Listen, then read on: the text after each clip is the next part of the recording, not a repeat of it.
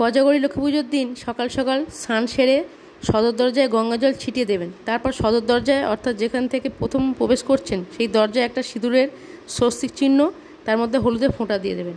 তারপর ঠাকুর ঘরে আলপনা দিয়ে দেবেন এবং পূর্ণিমা পড়ার আগে 11:24 পড়বে মা লক্ষ্মীর ঘর মেজে নেবেন।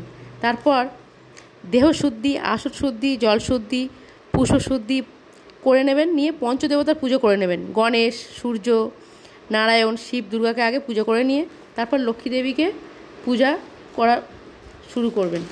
পুজো করার আগে প্রথম মাকে ঘিত, দুধ, দধি, মধু, শর্করা দিয়ে স্নান করিয়ে নেবেন। তারপর বস্ত্র পরিয়ে ঘট যখন বসাবেন, ঘটের মধ্যে গঙ্গা জল, 1 টাকার কয়েন, কড়ি, সুপারি, হলুদের টুকরো দিয়ে দেবেন। তারপর মায়ের পুজোর উপকরণ হিসাবে ফুল নেবেন, ফুলের সঙ্গে পদ্ম ফুলটা মাস্ট রাখবেন। আর ফল থাকবে, তার মধ্যে আখ, নারকেল, পানি ফল, তালের শাঁস এইগুলো রাখবেন। চিঁড়ে, খই, মুরকি, মিষ্টি 5 রকম সবজি, লুচি, মাকে যারা খিচুড়ি ও পায়েস দেন দিতে পারেন। দিয়ে ভোগ নিবেদন করার আগে মায়ের ধ্যান প্রণাম করে নেবেন। আরতি করে শেষে ব্রতকথা শ্রবণ করবেন। মায়ের সামনে একটা ঘিয়ের প্রদীপ জ্বালাবেন।